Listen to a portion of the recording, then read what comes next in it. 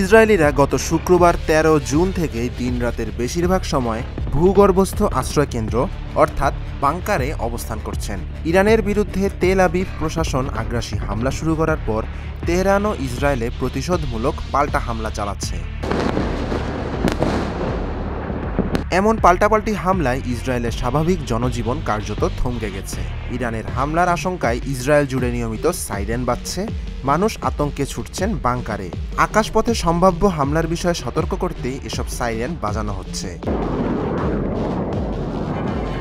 Iran ৫ দিন ধরে হামলা অব্যাহত রাখায় ইসরায়েলিদের বারবার আশ্রয়কেন্দ্রে যেতে হচ্ছে। অনেকে বারবার এ ছুটোছুটির ভোগান্তি এড়াতে রাতেও বাংকারে অবস্থান করার সিদ্ধান্ত নিয়েছেন। কিন্তু ইরানের শক্তিশালী ব্যালিস্টিক ক্ষেপণাস্ত্রের বিরুদ্ধে বাংকারগুলো ইসরায়েলিদের সম্পূর্ণ সুরক্ষা দিতে পারছে কিনা তা নিয়ে দেখা দিয়েছে সংশয়। ফলে ভূগর্ভস্থ আশ্রয়কেন্দ্রে ঠাঁই নেওয়ার পরও আতঙ্কে দিন পার করছেন ইসরায়েলিরা।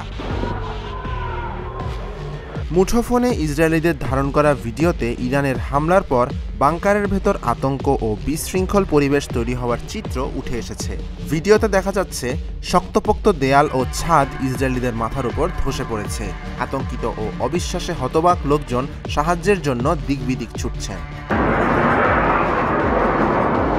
ইসরায়েলি প্রশাসন গত শুক্রবার রাতের আধারে ইরানে হামলা চালায়। এ হামলার লক্ষ্য ছিল আবাসিক ভবনসহ সামরিক বিভিন্ন স্থাপনা। হামলায় ইরানের শীর্ষস্থানীয় কয়েকজন সামরিক কর্মকর্তা নিহত হয়েছেন, আর বাড়িঘর লক্ষ্য করে হামলার ফলে বেসামরিক নাগরিকদেরও প্রাণহানি হয়েছে। ইতিমধ্যে তেল আবিব শহরের বাসিন্দাদের সরে যাওয়ার হুঁশিয়ারি দিয়েছে ইরানের ইসলামী বিপ্লবী গার্ড বাহিনী।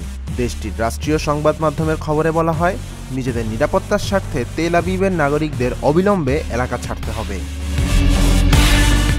Dhaka journal news desk.